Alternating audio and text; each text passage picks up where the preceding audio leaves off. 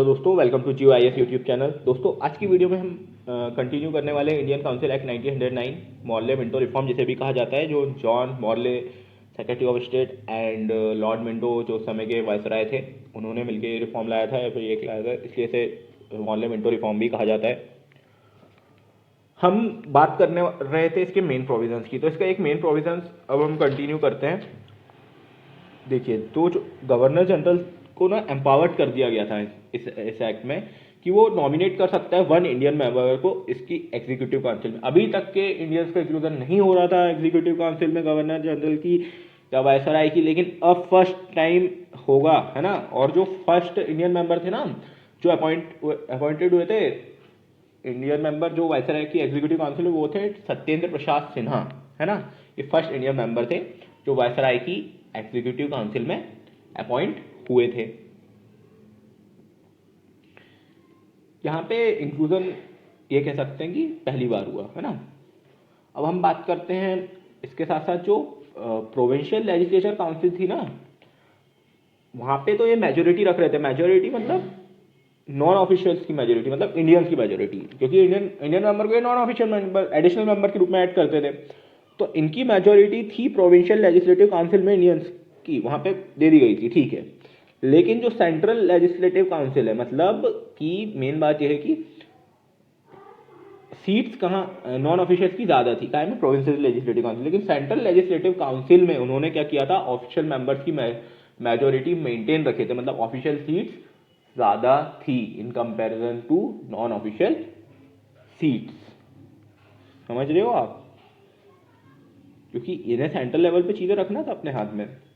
और इसके साथ साथ क्या किया गया था, 2 इंडियन मेंबर्स को अपॉइंट किया गया था काउंसिल। कौन सी काउंसिल में? सेक्रेटरी ऑफ स्टेट की काउंसिल में, रिगार्डिंग द इंडियन अफेयर्स, क्योंकि जो भी इंडियन अफेयर्स होंगे उनकी जानकारी इन्हें रहेगी। और ये भी इस पर डिस्कस कर पाएंगे। ये 2 इंडियन मेंबर्स को अपॉइंट किया गया था सेक्रेटरी ऑफ स्टेट की काउंसिल में। यहाँ पे हमने पूरे प्रोविजंस देखा। अब हम बात करते हैं इम्पैक्ट की। देखिए, आपको खुद को ना, पहले तो जब आप प्रोविजंस आप जानते हो तो आपको खुद को इम्पैक्ट बनाते आना चाहिए।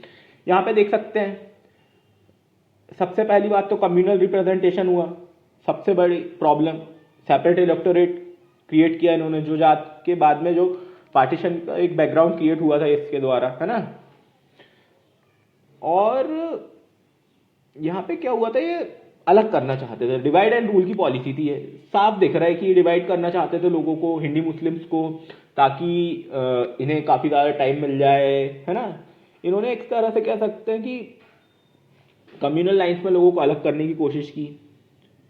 और यही कह सकते हैं कि जब culmination of the this step was seen in the partition of the country along religious line, जो रिलीजियस लाइन में पार्टीशन हुआ था, वो मेन रीजन यही सब था, है ना। इन्होंने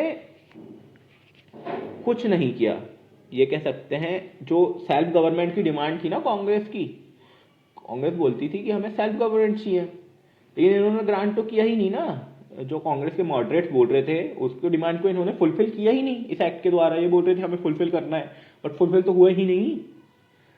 और जो इंडियंस का, हाँ, इन्होंने बढ़ाया पार्टिसिपेशन लेजिस्लेटिव काउंसिल में प्रोविंशियल लेवल में, एक अच्छी चीज हुई। ये भी कह सकते हैं कि एग्जीक्यूटिव काउंसिल में पहली बार कोई इंडियन को ऐड किया गया, है ना। बट कोई रिस्पॉन्सिबल गवर्नमेंट यहाँ हमें दिखाई नहीं देती है। Thank you so much.